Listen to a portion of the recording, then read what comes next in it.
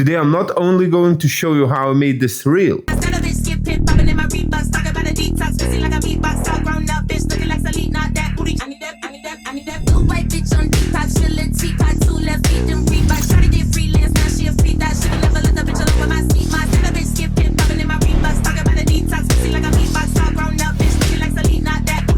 Could have been 30, could have been a G. Should have never snitched. Why took it to police? Now they're looking at you funny when you're walking down the street, looking at you like food, trying to see where they can eat. but I will also explain to you what you should look for when trying to go viral with your automotive content. Let's get it. Welcome back, you lovely bunch. We just hit 1,000 subscribers. In fact, we are now on 1,150 subscribers. So thank you so much for supporting me. I hope you enjoyed the content. I'm getting so many nice messages. I really appreciate every one of you who takes your time and leaves a comment, leaves a like, subscribes to my channel, and just enjoys the journey with me together. Let's talk about going viral with your automotive content on Instagram. What you should look for, how you should edit it, and in general, what are the rules for going viral on Instagram? There are many ways to reach audiences. You can be funny, you can be extremely good, you can be extremely visually pleasing. There are many ways, but the two easiest ways to reach broad audiences, for me at least, is either a very good hook or extremely pleasing visual. The hook, the first 2 seconds, maybe even the first second, is the most important second of your whole reel, which means that the first second literally has to either be the best or the most attractive for some reason. If we break down the first second of one of my most recent reels from LUTS that reached 250k views and I believe around 26,000 likes, which is pretty good ratio. It's a 10% ratio between views and likes, which is pretty good. The first second in that reel isn't great, but there is a reason why. Because it's LUTS, I knew that the actual event has a lot of pull from itself, and I don't have to do much, only just show that this reel is going to be about this event. Because people know LUTS, it has a massive following. Maybe some people from USA or Canada or other places in the world, they don't know, but Europeans are very well aware about LUTS. It's one of the biggest shows in Europe, and everyone waits for it every single year. Everyone likes watching videos about the show. So what I chose when I was editing this reel was the first second is going to be the showcase that this reel is about LUTS. So the very, very opening shot, as you can see, is a massive plaque, a massive poster that they had on the arena, which had LUTS logo, which isn't big.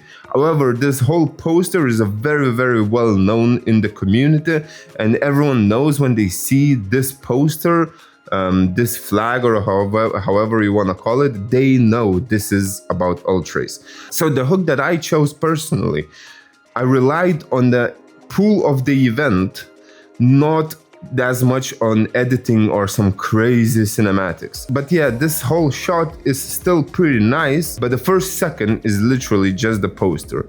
So then it speed ramps and reveals the Porsche. So what does this gives you is the first second hooks you on because of the LUTS. Now the next second hooks you on or keeps you hooked because of the speed ramp and the car reveal. And I presume because of the music as well, because so many people loved this tune and they thought that this was a very good choice. So it's the combination of everything. However, the visual is definitely a little bit more important than the music. So the visual has to be correct. If the visual is shit, music doesn't matter, no one's gonna watch it. So yeah, okay, let's move on. The second shot is a good-looking girl drinking beer. That literally explains it all. The shot was very intentional. This shot showcased a beautiful woman, the beers, the relaxation, the event vibes, the atmosphere. This shot is very intentional, and I put it as a second shot purposely because of that. The third shot, we are confirming to people that this is LUTS event, that we are showcasing the LUTS 2025. Well, it doesn't say 2025, but people do get it. So it's a person walking with an Ultrace t-shirt, and it's a combination of effects. If we break them down and we turn off the layers, the very first layer is just a normal shot, and effect was added, the invert effect was added, and the channel was chosen as RGB, which created this unique look. However, this look is unique to Ultrace. Ultrace likes their photos, their stories, their branding is about this inverted look, hence I did it that way. So it gives you even more confidence that this is about Ultrace and maybe even aligned with the branding.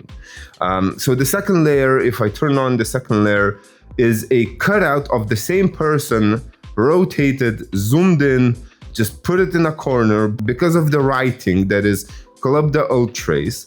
And the third layer is literally a cutout of the same person with the same t-shirt, but just in normal colors, giving you this pretty interesting effect that aligns with Ultrace branding. Red Bull, how many times I'm gonna ask you, please sponsor me. Okay, so we move on to my favorite 2025 transition, which is a slow shutter whips and pans. I literally spoke about it last video. I'm gonna be speaking about it till the end of the year probably, because next year we're gonna scrap it and find something new, but as long as it works for now, we're doing it. The shot after the transition is a lovely, I hope it's R34. I don't even know. It's a skyline. It's a very contrasty shot. I really liked it. And I put it at the beginning because I thought that the color pop and everything, and the screen behind the car, the yellow container, the orange container on the side, everything just made this shot really pop when I was color grading it. So I decided I'm gonna put it in the beginning, so again, attract as many viewers as possible. So now to break down the editing, I also have to break down the filming, because I rely heavily on how the shot was filmed when I'm editing. Obviously, I didn't have in mind when shooting the videos that I'm gonna be editing this reel the way I did. However, what I did have in mind is speed ramps. There's gonna be a lot of speed ramps. I do wanna switch in between the cars. I wanna do long, continuous shots. So that's literally all there is.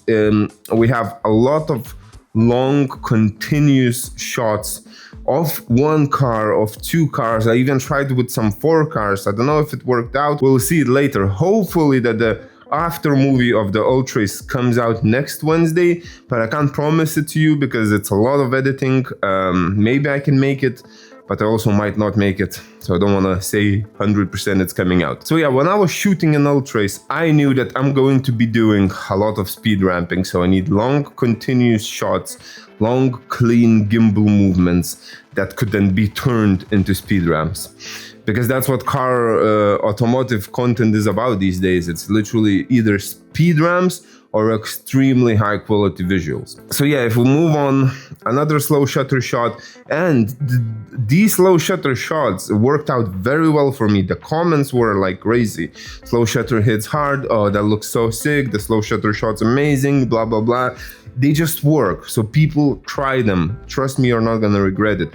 For example, this shot of a girl walking, literally all there is you target someone and you move with them on a slow shutter shot. Everything else is gonna be blurred, but the person, the target that you are moving with is gonna be in focus. That's literally what there was here. And then we have a weird wheel back and forth. It just worked with the music, so it's like a back and forth speed ramp.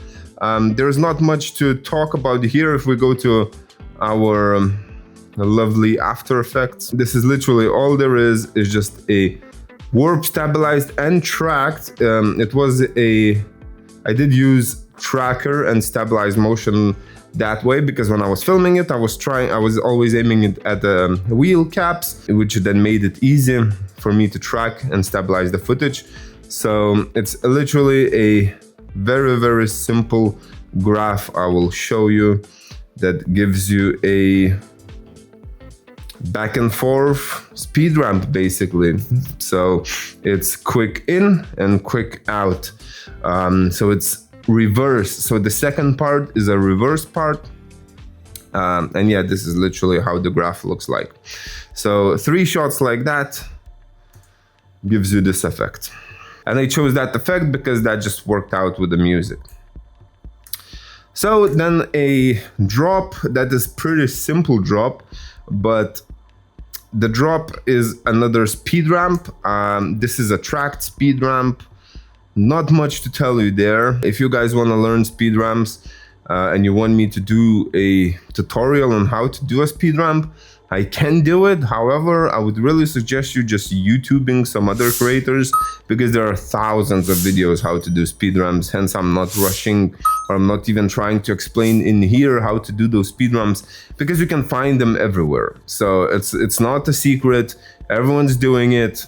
You can definitely easily find the videos on how to do it. So yeah, Supra's tracked speed ramp.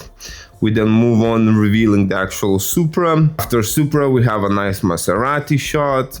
These shots are very simple. There is nothing to explain here.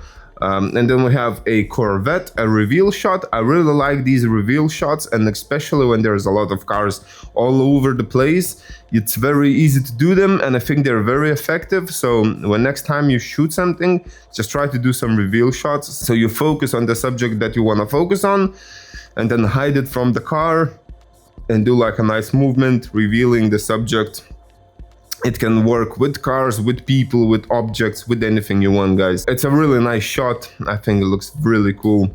Maybe it's just me, but people seem to enjoy it.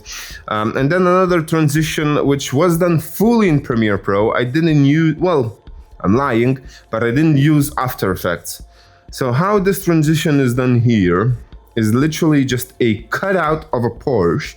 And it's not even a great cutout. If I go and show you the actual cutout, it's pretty terrible. But how I do it is people do it with masks. I feel it's uncomfortable for me, so I just screenshot the very first layer, the very first frame of the next video.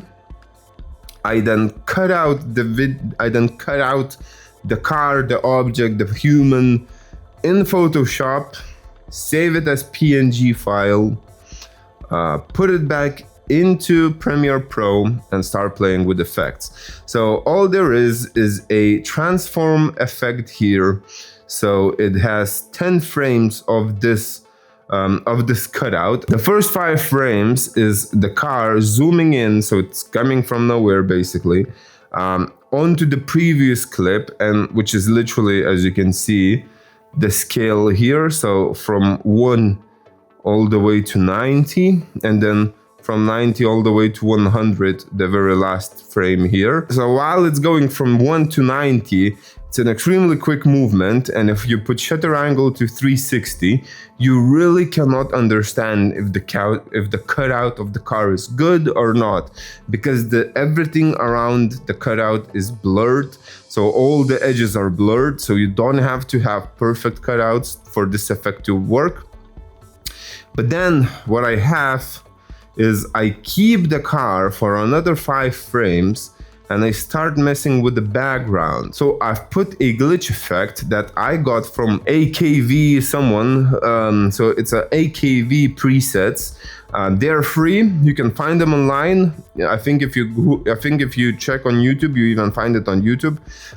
So it's a glitch transition that he offers, and it's a very nice transition. So what I did for the next 5 frames, I left the cutout visible, and then I start shaking the background, which is the previous clip. And then we have another shake effect, which was created by me with the levels, brightness and contrast and transform. So I shake the whole thing. So now is the next clip, the Porsche, the cutout, this clip shakes to really sell the transition. And the final view looks like that. It's very simple, but very effective effect. That does not sound grammatically correct, but you know what I mean, guys. So we move on. This is a shot of a TV that was playing videos in Ultrace. So again, no much explanation here. Then we have another low shutter shot, which again gave me a lot of compliments and a different grading. So what I did in this shot, I wanted everything to look pretty much black and white, but the car was bright orange. It looked very sick, and I thought I'm just gonna play around with some levels. So this is very simple stuff. There's not much. If we go to Lumetri color and we go to curves, that's how it looks. So it's literally a hue saturation. So the saturation is all the way down except the orange, and that's how you get this effect. I thought it just worked here, so I've put it on. Then another slow shutter shot, which is a transition, the whip transition. However, it's a little bit edited. As you can see, there are two layers. One layer is black and white, and the bottom layer is a color layer. Why I did this? Because the shot before was black and white except the orange. So I wanted to merge that effect and to transition somehow into the colorful scenes again. As you can see here, I literally had a black and white slow shutter layer then dissolve into a color, and that's how I transitioned back to normal color grading. Now this shot here, as you can see, it's even done in Premiere Pro. I didn't touch After Effects. It's a very small speed ramp. I didn't need any motion blur. I didn't need anything. It just worked with the beat. And I thought it looked extremely clean. Hence, I did it that way. So it's literally just a warp stabilized long shot, as you can see here. So it's just a one long shot that's been warp stabilized. Then there is a speed ramp, just like a very quick speed ramp to move you away to match the beat. It worked extremely well for me. I don't know, it looked very good with the sound and everything. It just worked perfectly. And then when I did that, I thought, okay, let me play more with just a normal Premiere Pro speed ramp, which is way worse than After Effects, but on certain scenarios, it just works. Then we have another speed ramp done in Premiere Pro. So this shot is very simple. Again, if I break it down, if we go to nested sequence, it's just a shot of R8, and then we move on to the Lexus, I believe. Is this Lexus? I think so. Yeah, so that's when I told you that I really relied on how I shot this video. So when I was shooting, I knew that I'm gonna want to move from one car to another. So I have to do like long continuous shots, and they have to be very nicely stabilized with the gimbal, and they had to be very smooth. And I couldn't up. So, and I did up. So then I got back, I reshot a lot of shots. So you just have to make sure that you shoot very nicely, very calmly, very steadily with the gimbal, so then your warp stabilizer can actually work on top and give you good results. So yeah, it's literally just a warp stabilizer, then another quick speed ramp to change the car. But what I did this time, because it was pretty aggressive speed ramp, I've added some motion blur on top. So it's literally just blurriness. As you can see, blur dimension, horizontal, repeat edge pixels. So from 0 to 97 and then back to 0. So it gives you that motion blur effect. The next shot is everything about that Lexus, and I really hope it's Lexus. So another very small, very quick speed ramp. There is nothing to explain here. It's a warp stabilized shot, the speed ramp done in Premiere Pro. And then we have another speed ramp, which is done in Premiere Pro again, and it's a push-in shot. So I really liked how I composed the BMW in between the two other BMWs. So I wanted to show that very beginning of the shot, but I wanted to move on and to actually reveal the full beauty of that. Hopefully it's M2, I believe it's M2. What I did, just a quick speed ramp that revealed the whole car.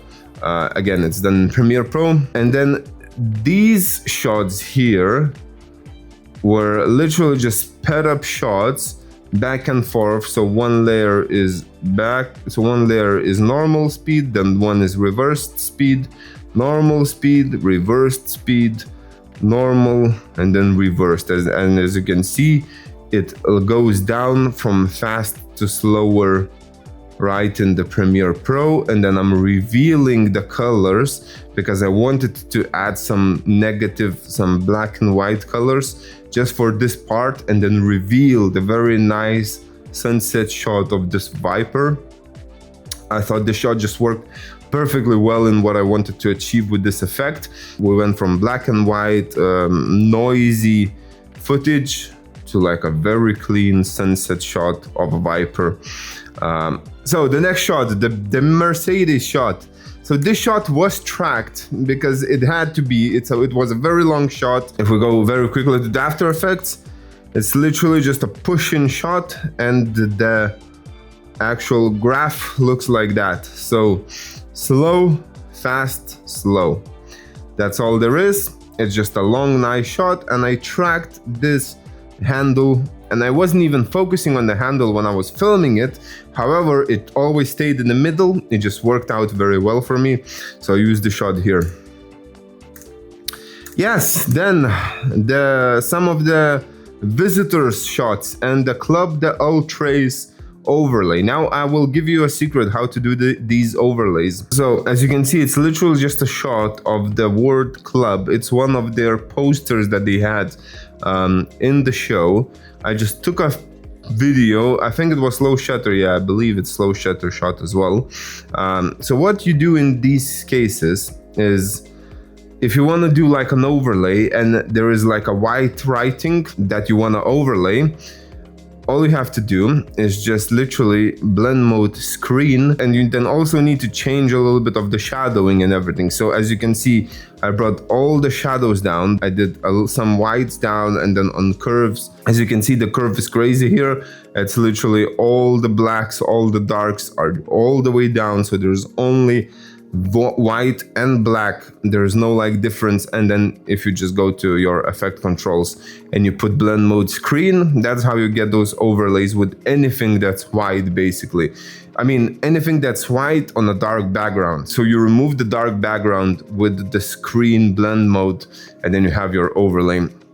And this overlay has a lot of shakes, a lot of different effects. I just wanted to make it as trippy as possible. So it has a lot of AKV transition presets. So check him out, guys. It's definitely a nice pack, and it's free as well, so you won't regret it. So yeah, so this club word just goes all the way through the whole section of like the visitors. As you can see, it merges in and then it dissolves again, and then some clean shots to finish the reel. So this reel got pretty successful. I don't know what you people class successful, but for me, 260k views, 26k likes. I'm happy with the result. The whole trip kind of paid off for me because I got another gig from this reel, so everything just worked out. And yeah, a lot of people love the editing here, but what I want to emphasize is that it's not only editing, it's how it was shot as well, because I couldn't do the editing I did if I didn't shoot it the way I shot it. I hope that makes sense. And the bonus tip on how to actually go viral with automotive reels is either have a massively good hook, so something extremely poppy. If you follow me on Instagram, you most likely know about my style, and you see that I always go hard on the intro. So I always have something flashy, something speed rampy, something that goes very wild and that can attract the viewer to watch another few seconds. So when you hook the viewer for another few seconds, then the next few shots that you're gonna choose have to be the best shots of your whole fleet. I do notice a lot of people do some pretty sick edits on Instagram, and they're pretty cool videos. However, those videos are completely not for social media. They miss every single mark on how to actually get that reel viral. They miss everything on hooks. They have no hooks. It's extremely slow, it's extremely long, and maybe it still looks good. I'm not gonna lie. Some of those videos look very, very pleasing to my eye. However, I watch them because I'm a filmmaker and I'm always studying. Others are not gonna watch it. Sorry, people. That's just it. You have to hook the viewers with being intentional. The hook is the most important thing in social media reels. And what I noticed that the best two hooks for automotive content is either extremely good quality, which I'm basically talking about topaz, so enhancing the quality with topaz, having some extremely good visuals, maybe some extremely good locations that you shot the car in, or the other way is literally just going mad on edits and making the first second be as complicated as possible. Again, sometimes it works out like it worked out for me by using something that's very well known, because the opening shot for me was relying on the popularity of the event. Sometimes it just works out because it does. Weirdly, you will never guess the algorithm, you can never crack it. The best chances you have to go viral is having a very strong hook to hook the people to watch the next 3 or 5 seconds, and then you try to keep them hooked with some nice visuals, very extremely good quality topaz enhancements, very good locations where you shoot the videos of the automotive content, or just pure luck, guys, because sometimes that's all there is, just the pure luck. I had some reels that I really thought they're dog shit to go viral, and then I had some best of my work be seen by 1,000 people. It's life. It's trying to crack the code that you can never crack. However, you can come pretty close to understanding what internet expects from you. So yeah, guys, it's been your boy Elvis Creative. I appreciate every one of you watching my videos. Thank you for 1,000 subscribers. Please leave a comment if you like this video. If you have any questions, I'm here to answer those questions. I'm here to help you, and I'll see you next Wednesday, 5 p.m. sharp. Peace. She took a long ride. I'm running to the bag, put me in the combine.